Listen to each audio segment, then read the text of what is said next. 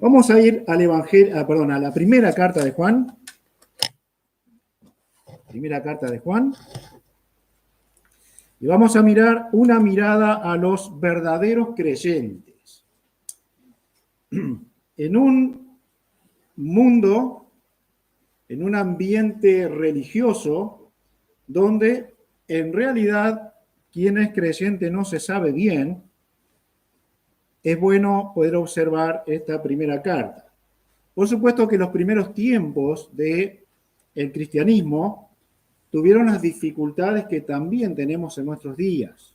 Por eso están escritas las cartas y por eso son tan actuales. Ahora bien, cuando miramos esta carta, nos pareciera ver a un Juan que dice, ¿eres creyente o no eres creyente? Y si eres creyente, mostrame que lo eres. Acá no hay medias tintas. Y seguramente por los acontecimientos que estaban ocurriendo en la iglesia de su momento, Juan está escribiendo una carta tan tajante. Ahora, no le vamos a sacar ninguna expresión dura de Juan para ablandarla. No podemos hacerlo. No podemos hacerlo. Por lo tanto, va a ser bueno que para cada uno de nosotros haya un examen en esa mirada hacia adentro, hacia el alma, pero también hacia nuestra conducta como hijos de Dios. Todo está en juego. Todo está en juego. Si hoy podemos decir alcancé salvación, y por supuesto que le decimos que es solo por la gracia de Dios, solo por la gracia de Dios, como un regalo de Dios, si podemos decir esto, el examen también necesita ser hecho. ¿Sí? Porque el que es incrédulo va a hacer las cosas del incrédulo. El que es creyente o el que dice ser creyente puede estar haciendo cosas de incrédulo y si es creyente de verdad necesita arreglarlas, necesita solucionarlas. Así que miremos algunas de estas cosas, una mirada rápida en la primera carta de Juan acerca de los verdaderos creyentes. Vamos a hablar. Señor, te damos gracias por la obra de Cristo en la cruz. Gracias por su muerte, gracias por su sacrificio.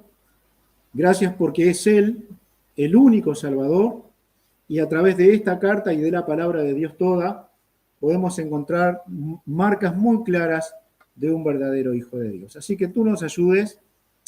Tú conoces que somos malos, que somos pecadores. En muchas áreas de nuestras vidas no estamos haciendo el bien que Dios quiere, pero tú puedes ayudarnos, Señor. ¿Quién si no lo hace tú? Así que ayúdanos con la obra de la palabra de Dios, con la obra del Espíritu de Dios. Ayúdanos para mostrar una vida cristiana ejemplar para la gloria de tu nombre. Oramos en el nombre de Jesús. Amén. Queridos, esta mirada a los verdaderos creyentes que Juan nos muestra aquí, la primera cosa es que él lo hace bajo una base o un sustento doctrinal. Si no hay doctrina, no hay ninguna certeza. No se puede tener certeza. Porque nosotros creemos a lo que Dios dice en su palabra. Entonces, no es importante el pensamiento de cada uno. No es para nada importante. Ahora, si ese pensamiento lo tomamos de la Escritura y lo estamos creyendo, ahí el asunto cobra un valor eterno para aquel que sea convertido. ¿Sí? Bien, algunas cosas de sustento doctrinal que hacen de una persona un verdadero hijo de Dios. La primera, hay una verdadera comunión con Dios. Hay una verdadera relación con Dios. Ha conocido a Dios a través del Señor Jesucristo. Así que sea verdad o esta verdad es elemental. Elemental. Si usted no sabe quién es Dios, probablemente no se ha convertido. Si usted no tiene una idea cabal, clara, por la Escritura de quién es Dios, probablemente no le ha conocido. Así que esto es elemental.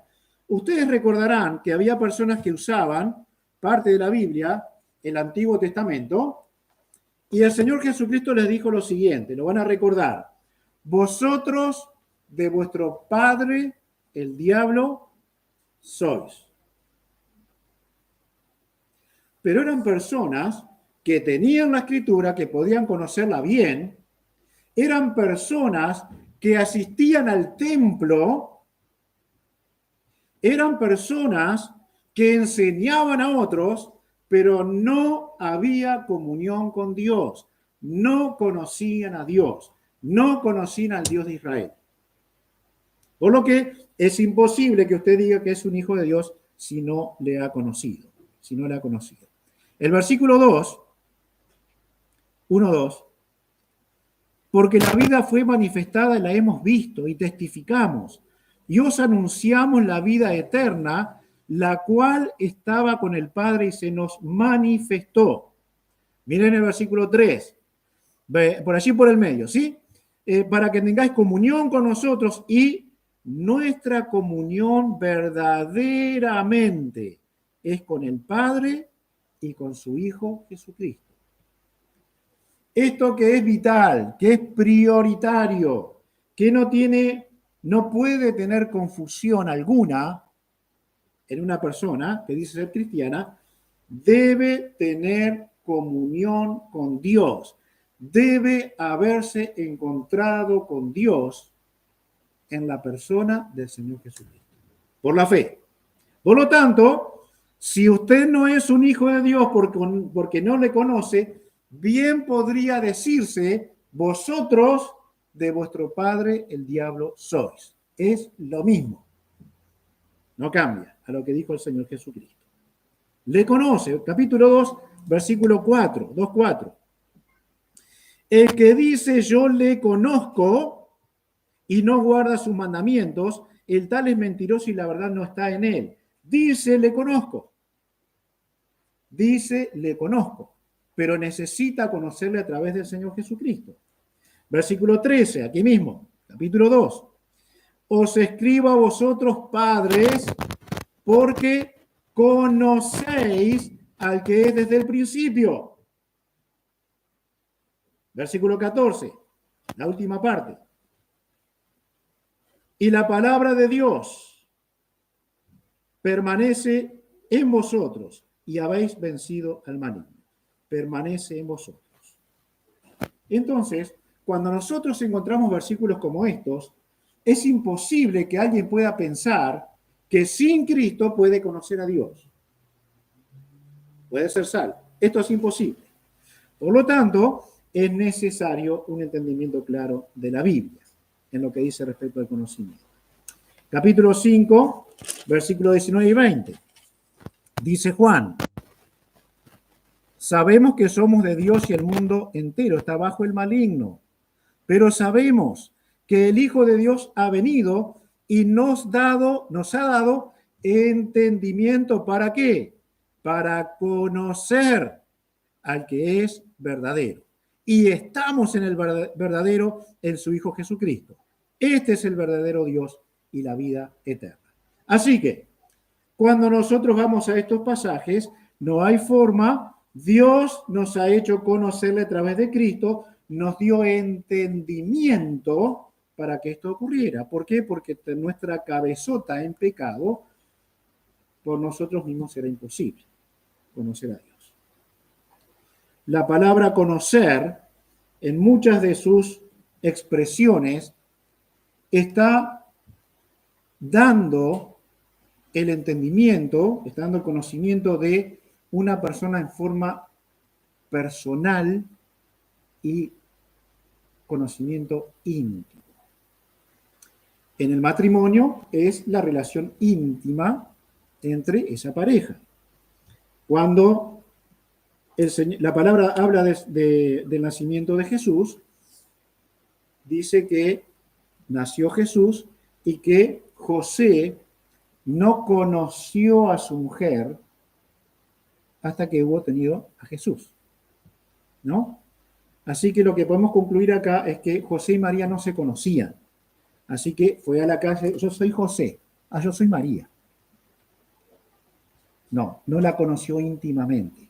Y esa misma palabra se usa para este tipo de expresiones. El que conoce a Dios, le conoce íntimamente, espiritualmente. Ha conocido al Padre a través del Señor Jesucristo. Le ha conocido a Dios a través del Señor Jesucristo. ¿Le ha conocido usted en verdad? La segunda cosa, conoce la propiciación en el Señor Jesucristo. Capítulo 2. Vamos a explicar un poquito de esto. 2, 1 y 2. Hijitos míos, estas cosas os escribo para que no pequéis. Si alguno hubiere pecado, abogado tenemos para con el Padre, a Jesucristo el justo.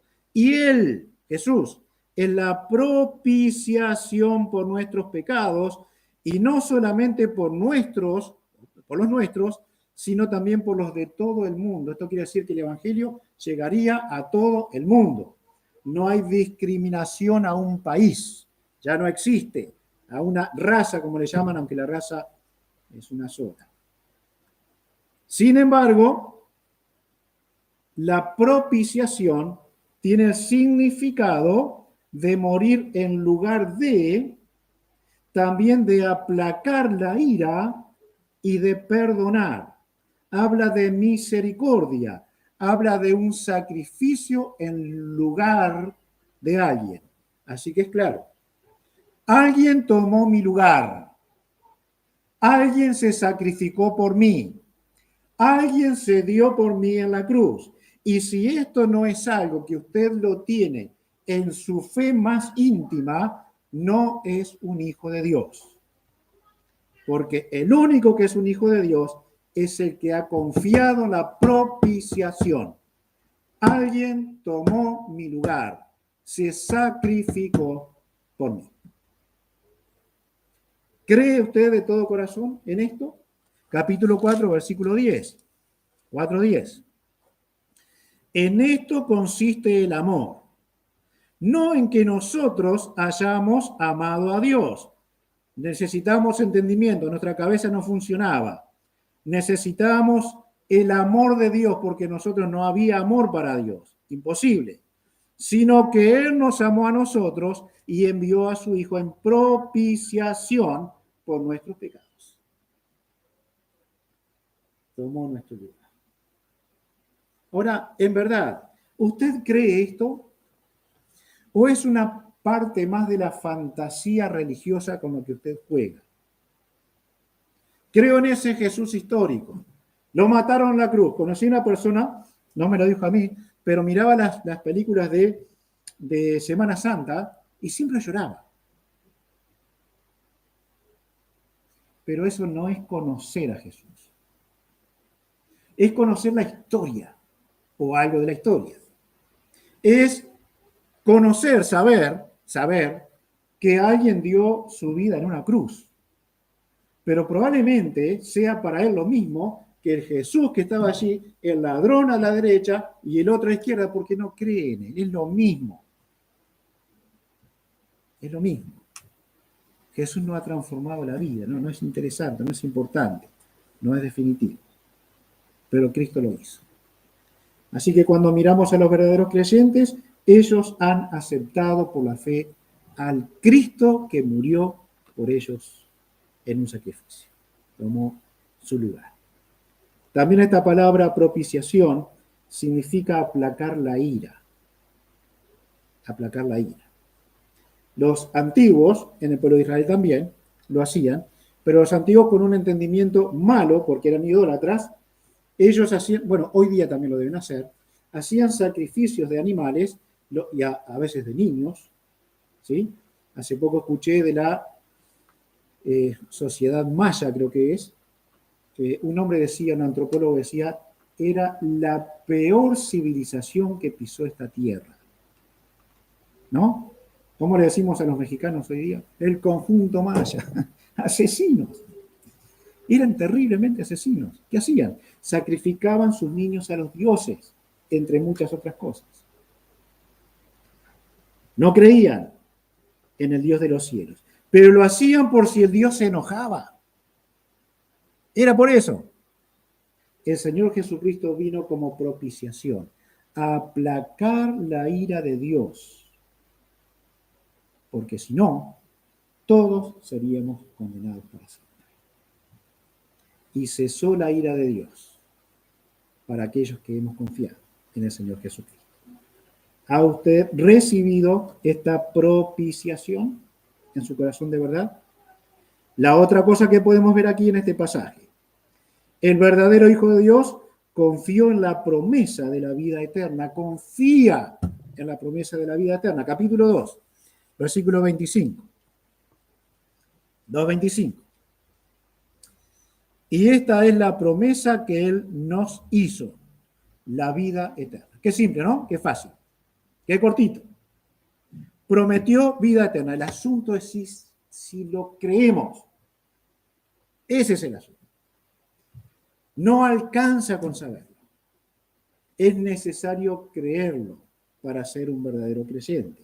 Capítulo 5, versículos 11 en adelante.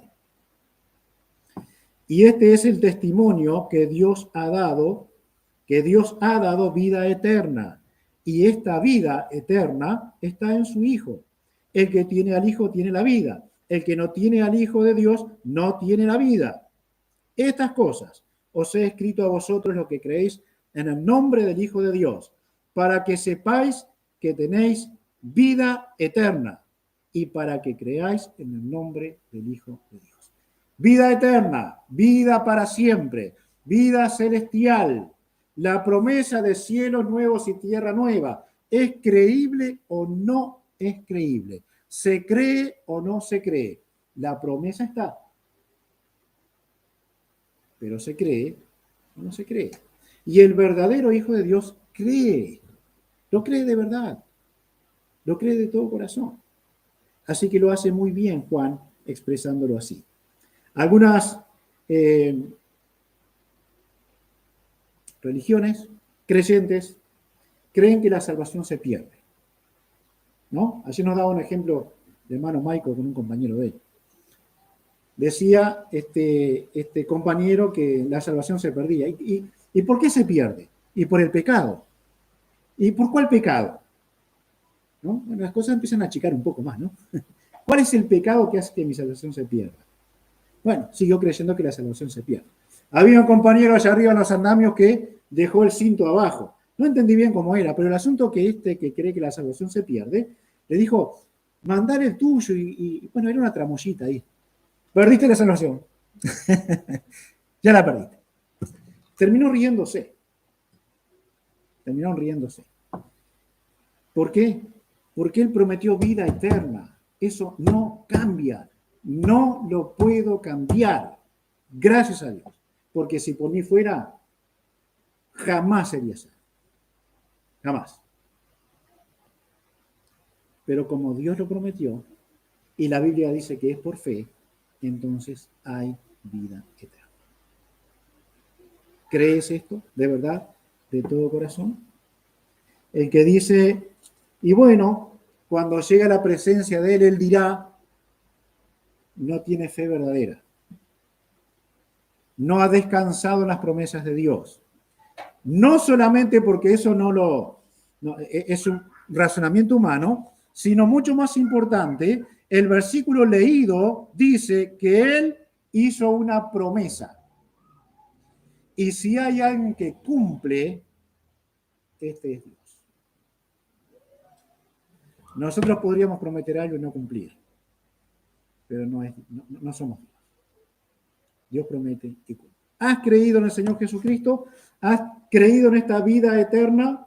Puedes decir hoy mismo, si hoy muero, estaré con Él para siempre. Bueno, espero que esto sea así. Rápido, pronto. Muy pronto. Porque es urgente tu salvación. El que ha confiado en el Señor Jesucristo, según Juan, y por supuesto el contexto de la Biblia, tiene el Espíritu Santo. 4:13.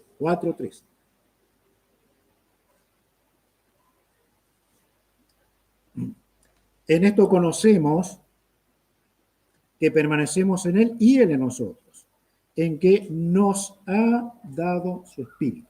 Nos ha dado su espíritu. Dice la palabra de Dios que hay un sello sobre nosotros, que el Espíritu Santo es sello del Hijo de Dios, por lo cual la salvación jamás se va a perder. Está sellada y es para siempre, como Él lo prometió. Vida eterna, para siempre. 3:24. Al que guarda sus mandamientos permanece en Dios, y el que guarda sus mandamientos permanece en Dios y Dios en él. En esto sabemos que Él permanece en nosotros por el Espíritu que nos ha dado. Y hay suficiente material en la Escritura para poder entender que el verdadero Hijo de Dios tiene certeza de su salvación porque el Espíritu de Dios mora en él. Así que si eres un verdadero hijo de Dios, muérete tranquilo. Algunos hijos de Dios desean, ¿cuándo terminará esto, no? ¿Cuándo termina esto? Por diferentes situaciones. Lo desean en su alma, sanos, prósperos, con una calidad de vida hermosa, pero desean ver a su Salvador. ¿Qué habla? ¿Qué dice eso? Certeza. Creyó en Cristo y Dios le ha dado la certeza del Espíritu Santo. Tiene el Espíritu Santo. Tiene el amor de Dios. Capítulo 4. El verdadero salvo tiene el amor de Dios.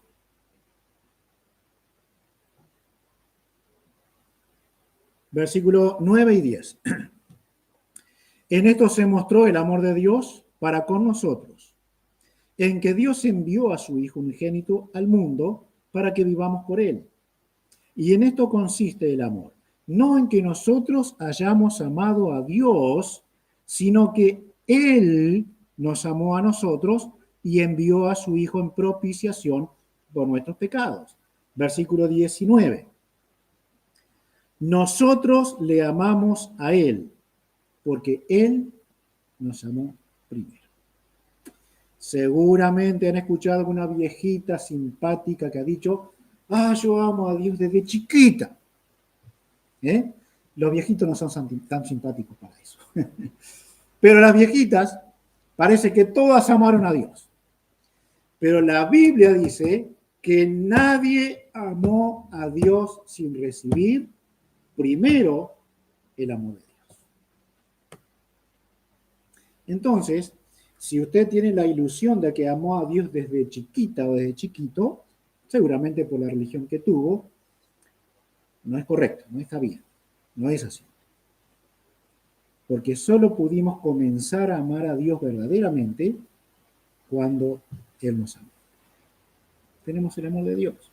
Dice la palabra de Dios en Romanos, que Dios ha derramado por su Espíritu el amor de Dios en nosotros. Y esto pareciera ser el ABC de lo que conoce el creyente. Estoy seguro que más o menos todos aquí podríamos citar Juan 3:16. Casi seguro, ¿no? Que todos podríamos citarlo. Pero solo el que ha recibido el amor de Dios en su corazón tiene vida eterna. Para todos los demás, solo le espera condenación eterna. Así que algunas cosas que podemos mirar de la doctrina de Juan y de la Escritura, de lo que tienen los hijos de Dios. Tienen verdadera comunión con Dios, conocen la propiciación en Cristo, confían en la promesa de la vida eterna, tienen el Espíritu Santo y tienen el amor de Dios. Debe haber mucho más en Juan para descubrir. Debe haber mucho más en Primera de Juan.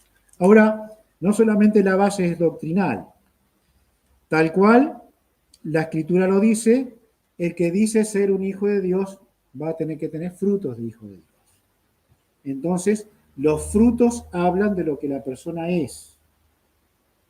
Si una persona no lleva frutos espirituales, entonces podríamos pensar que no es un hijo de Dios, no es salvo. Así que al verdadero creyente le siguen algunas prácticas como hijo de Dios. Si ha confiado en Cristo, si es salvo, algo después tiene que continuar. Algunas de ellas. Comunión entre creyentes. la comunión con el pueblo de Dios. Bueno, esto puede ser parte de una vida religiosa nada más. Una simulación de que nos queremos. Pero en el corazón no debería ser de esa manera. Se asemeja a la unidad, y es un fruto de la unidad y el conocimiento y de la comunión con Dios, sin la cual comunión con Dios y un amor de comunión es falta de reconocimiento a un hermano. ¿Mm? Me contaba un hombre que estuvo entre nosotros algún tiempo, no sé si es creyente, pero iban a otra iglesia de las que nosotros conocemos como falsas, y decía esto: bárbaro, ahí entraba así, era bárbaro, todo, charlábamos, pero íbamos a la parada y nadie me conocía. Íbamos a la parada juntos y se terminó la hermandad, se acabó. ¿No? Bueno, puede ocurrir eso, pero pueden ocurrir otras cosas también, lamentables, entre el pueblo de Dios. No reconocer a un hermano, no apreciar a un hermano, no amar a un hermano, es no reconocer el amor de Dios para nosotros. Esa es la realidad. Versículos 5 y 6. 5 y 6. Este es el mensaje que hemos oído de él. Capítulo 1. Perdón. Este es el mensaje que hemos oído de él y os anunciamos: Dios es luz y no hay ninguna tinieblas en él. Si decimos que tenemos comunión con él y andamos en tinieblas, mentimos y no practicamos la verdad. Esto es la comunión con Dios. Ahora, se asemeja tanto esto a lo que dice Juan en la relación entre nosotros, que es lógico que si no tenemos comunión con Dios real, no tenemos comunión entre nosotros. Y es lógico que si nosotros no tenemos comunión verdadera entre nosotros, no podemos decir que tenemos comunión con Dios. Ya terminó. ¿Por qué? Porque el verdadero creyente practica la comunión con otros, con quien quiera que se encuentre como hijo de Dios. Dicen que las hermanas tuvieron un buen tiempo de comunión en el campamento, ¿no? ¿Cómo le fue a Virginia? Muy bien, no tiene nada más que decir, ¿no?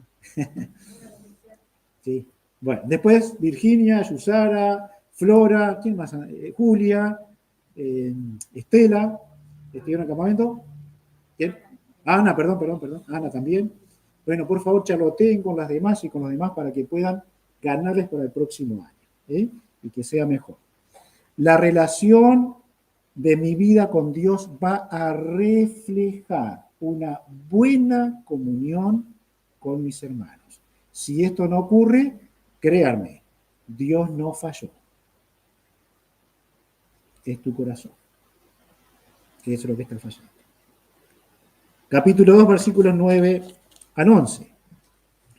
El que dice que está en luz y aborrece a su hermano, está todavía en tinieblas. El que ama a su hermano permanece en la luz y en él no hay tropiezo. Pero el que aborrece a su hermano está en tinieblas y anda en tinieblas y no sabe dónde va porque las tinieblas le han cegado los ojos. Es duro, ¿no?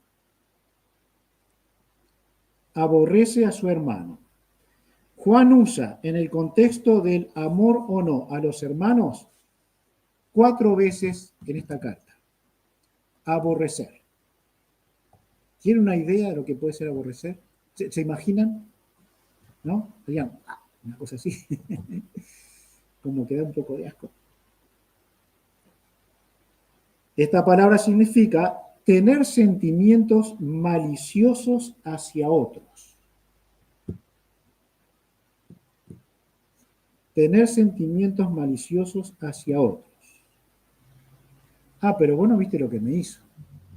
No está hablando de eso. No está hablando de eso. Pero vos no viste cómo habla. Pero no está hablando de eso. Está diciendo que tiene sentimientos maliciosos hacia tu hermano. Arreglalo. Eso está diciendo. Porque no estás dando muestras de que eres un verdadero creyente. No tienes frutos hacia eso.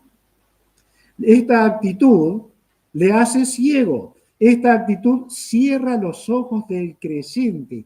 Hay algo mal en el alma del creyente, porque aborrece a su hermano. Es una tristeza muy grande. Bueno, ¿hay alguna solución para esto? Sí, claro que sí. ¿Miren cuál es? ¿Cómo se prende la luz? 1:7. 1:7. Pero si andamos en luz, como Él está en luz, tenemos comunión unos con otros y la sangre de Jesucristo, su Hijo, nos limpia de todo pecado. Y se subió la llama. ¿No?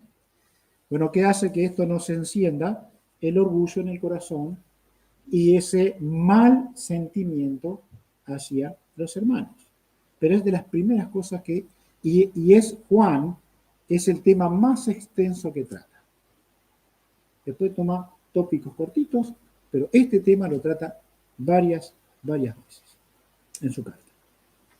Ahí se prende la luz. Pero fíjense ustedes que un hermano así, que aborrece a su hermano, miren cómo le llama, 3:15. Todo aquel que aborrece a su hermano es... No queremos ni leerlo, ¿no? Y sabes que ningún homicida tiene vida eterna permanente en él. Esto quiere decir que hay muestras de que no eres un hijo de Dios. Hay muestras de que no eres un hijo de Dios. Aborreces. Tienes malos sentimientos hacia tu hermano. Es homicida. Entonces, rencores guardados en el corazón. Cuanto más pasa el tiempo, peor se hace eso. Pero la solución siempre está. La solución siempre está. 3:16. En esto hemos conocido el amor, en que Él puso su vida por nosotros, también nosotros debemos poner nuestras vidas por los hermanos. Pero no viste lo que me hizo. Pero no viste lo que habló. Vos no escuchaste cómo me habló. Así que somos los pobrecitos víctimas de conductas equivocadas de otros. No lo debe hacer, si no lo debe hacer. Pero va. ¿Da para aborrecer a otro hijo de Dios? Esta es la solución. Necesitamos que se prenda la luz. Precisamos ver cómo Cristo nos vio. Él puso su vida por nosotros. Y la verdad es que deberíamos ser capaces de poner la vida por nuestros hermanos. Esta es la solución. Entonces nos ponemos a elegir. Bueno, entró la policía acá, porque estamos hablando en contra de los que se ofenden rápidamente, y dice, bueno, la pena de muerte para el que ofendió. Y era yo, estaba acá adelante. Justo no había invitado a nadie a predicar. Así que la iglesia se va a parar toda acá delante mío y van a decir, a este hombre nadie lo toca. Y yo voy a decir, háganle caso, háganle caso. Bueno, esperemos no llegar a esos extremos, pero hay hermanos que pasaron por esos extremos. Ahora, vamos a suponer que no vamos a pasar por esos extremos. ¿Tan fácilmente aborrecemos a un hermano? ¿Tan fácilmente somos los pobrecitos de la iglesia? ¿No? Pensemos, tenemos que pensar. Debe prenderse la luz y debe salir de la condición de homicida. Y esto quiere decir solamente de que no estás matando a alguien físicamente, pero está la raíz en el corazón. Ese es el problema. ¿Sí? No te has acostado con una mujer, pero en tu corazón está el deseo de hacerlo. Eso se llama adulterio. No estás queriendo matar a alguien, pero en tu corazón no quieres ni verlo. Estás en pecado. Eres homicida. Así que esto debe ser solucionado. 3:14. Nosotros sabemos que hemos pasado de vida a muerte en que amamos a los hermanos. El que no ama a su hermano permanece en muerte. No te convertiste. Y si te convertiste, estás en muy mal camino, dice Juan. Y dice la palabra de Dios. Así que mata a uno y es el muerto que mata a uno. ¿No? Seamos cuidadosos. Seamos cuidadosos. Más vale pedir perdón y perdonar y hacerlo de verdad. Una cosa más, es mentiroso, 4:20. 4:20.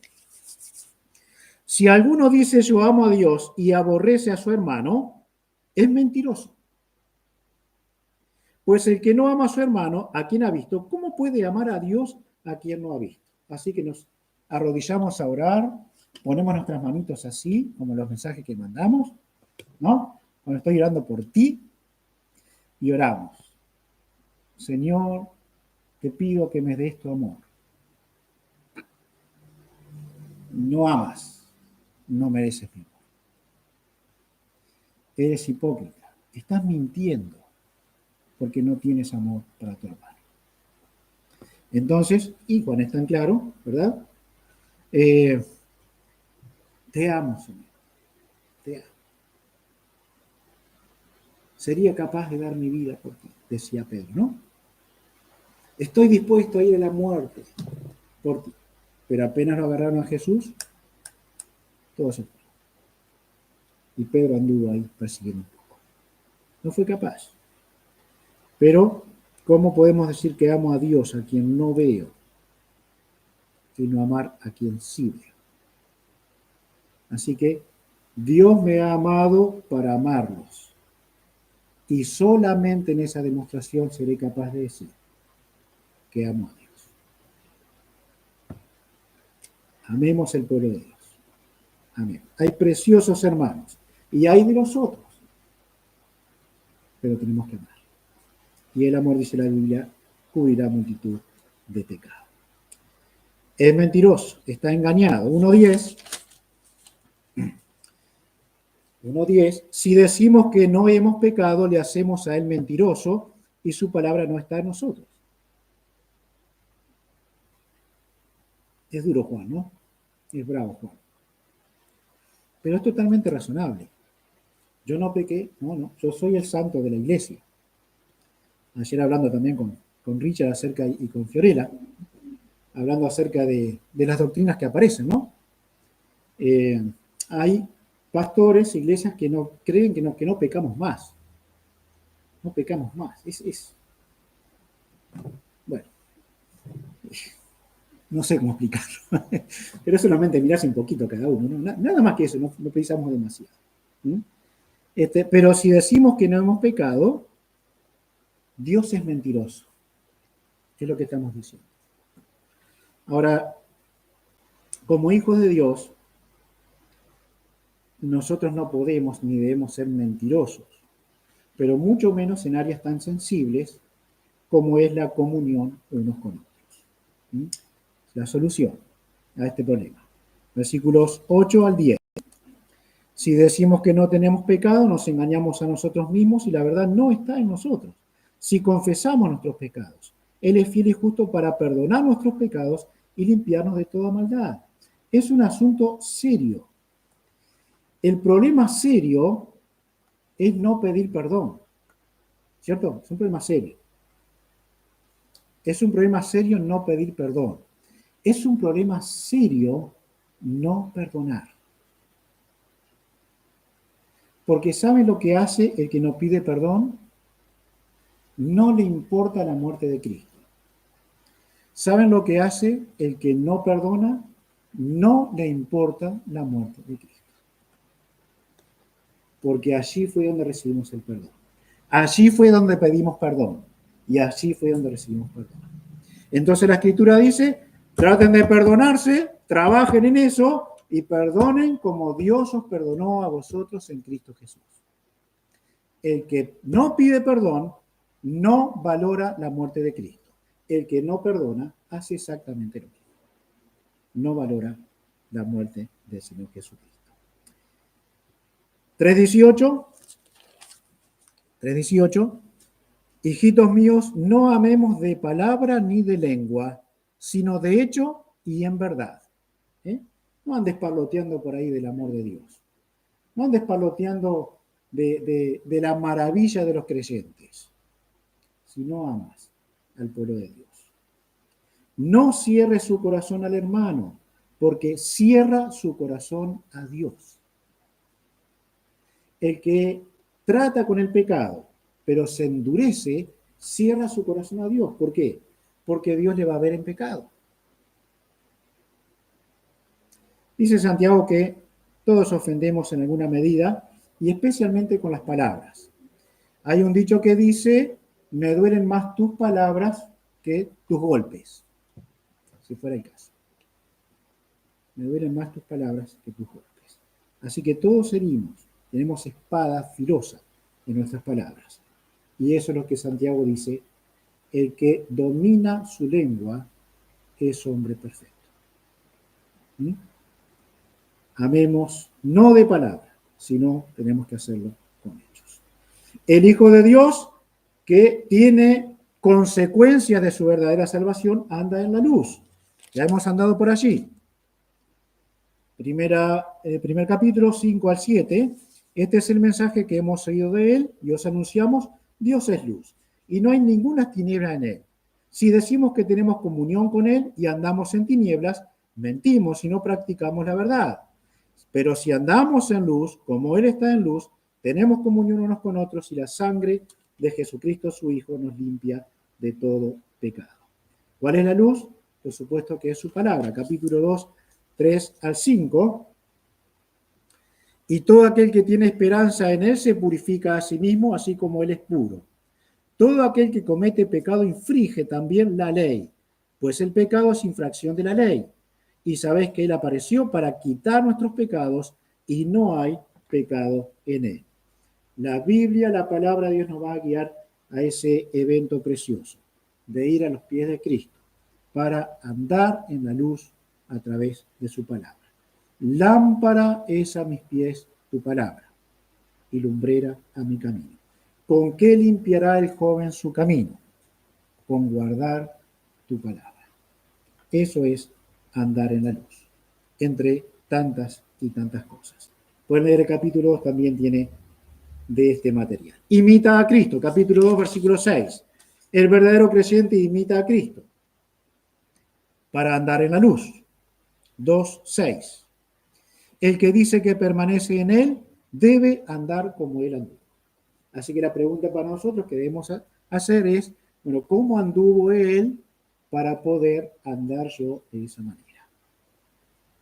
Entonces van habiendo frutos en nosotros de una vida verdaderamente convertida. El verdadero creyente no ama al mundo o el sistema del mundo, que es atractivo, pero que es mortal. Creo que los mormones o testigos de Jehová dicen mucho el sistema del mundo, ¿no? Si se han escuchado. Bien, es eso de lo que se trata. No tengamos miedo de copiarles o decir lo mismo que ellos dicen, porque en eso tienen razón. Es el mundo como se mueve. El cristiano no ama esas cosas. No somos de este mundo, dijo el Señor Jesucristo. Capítulo 2, versículos 14 al 17.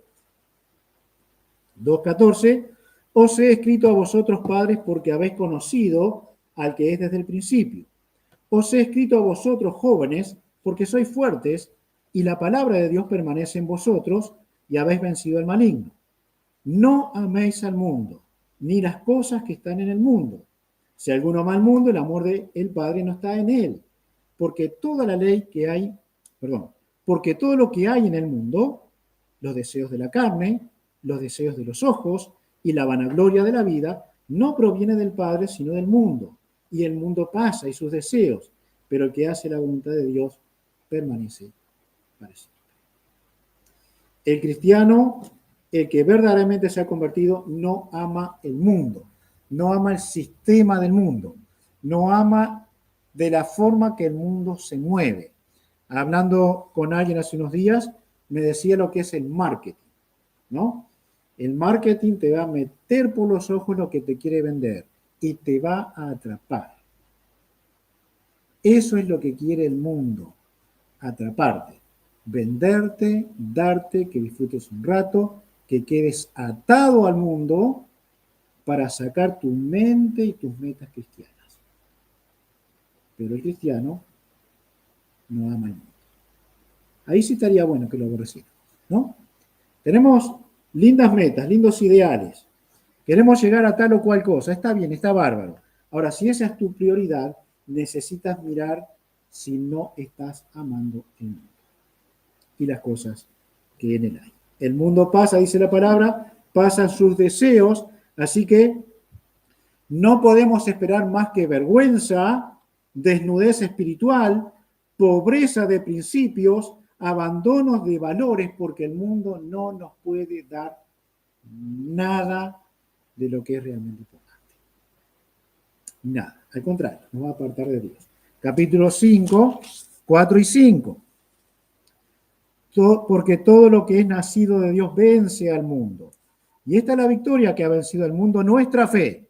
¿Quién es el que vence al mundo sino el que cree que Jesús es el Hijo de Dios? Así que el Hijo de Dios vence al mundo. No ama al mundo. Se aparta del mundo para vivir una vida cristiana que honre de verdad a Dios. El verdadero creyente se mantiene en el redil. Tenemos que ser buenas ovejas de Dios. 2:18. Hijitos, ya es el último tiempo, y según vosotros oísteis que el anticristo viene, así ahora han surgido muchos anticristos, por esto conocemos que es el último tiempo. Salieron de nosotros, pero no eran de nosotros, porque si hubiesen sido de nosotros, habrían permanecido con nosotros. Pero salieron para que se manifestase que no todos son de nosotros. Bien, cuidado con esto. La mayoría de todos aquí han estado alguna vez siendo miembros de otra iglesia. ¿No? ¿Qué pasa? ¿No eran de allá? ¿No son de Cristo? ¿Está diciendo eso Juan? No. En nuestra vida vamos a cambiar de lugares de congregación por diferentes razones varias veces, probablemente. ¿No? Así que no tiene que ver con eso. Tiene que ver con apartarse de Cristo, con abandonar la fe que les fue propuesta y no creer. Ahora, aquí hay un redil. Y quiera Dios que siempre haya un redil. Serán 60, 70, 100, 120 o 4. Eso no es importante. Lo importante que aquellos primeros 100, 120, 200, 500 que alguna vez nos conocimos juntos, estén siempre caminando fielmente con el Señor. ¿Por qué? Necesitamos mantenernos en el redil.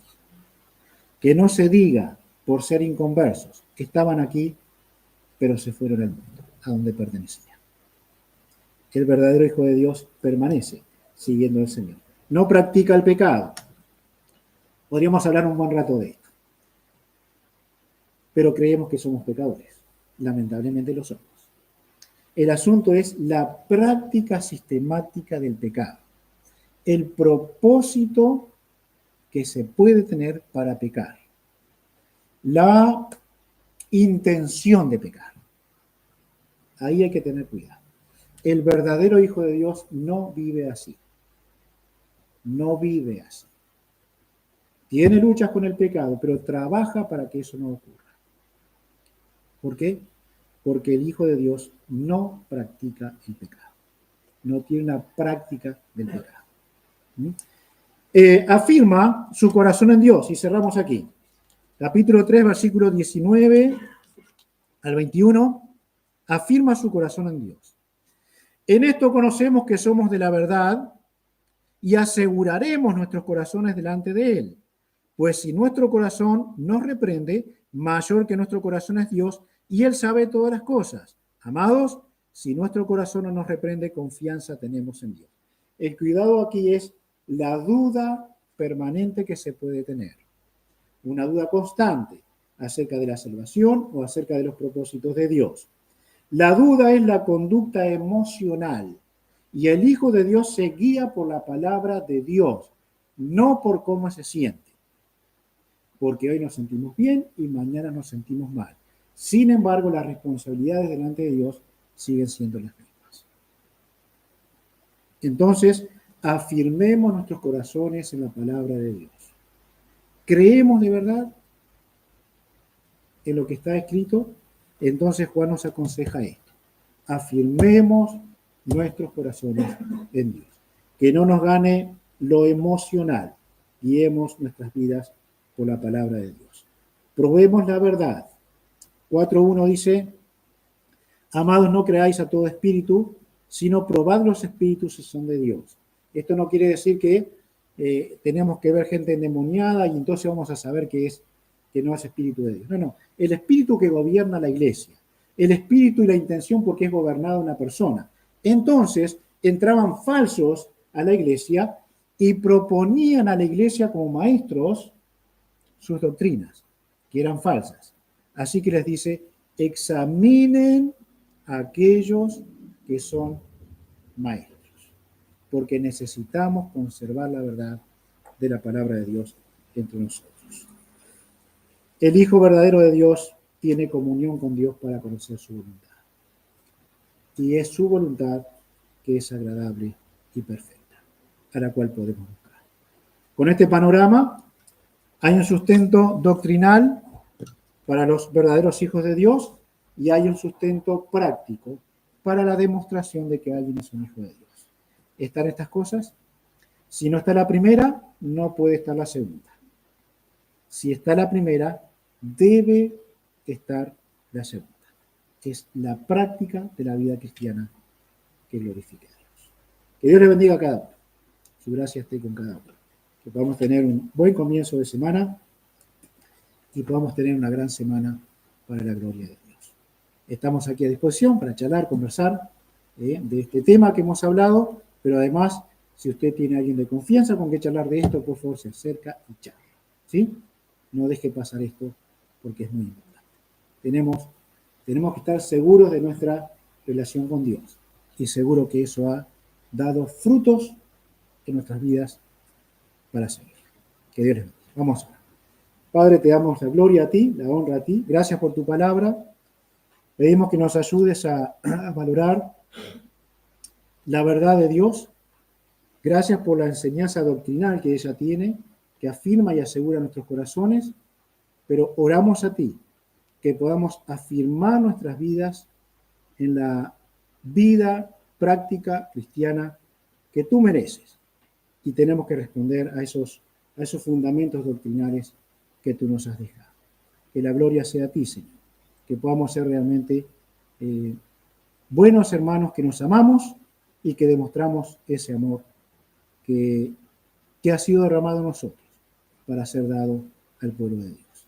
Que la gloria sea a ti. Oramos en el nombre del Señor Jesucristo. Amén.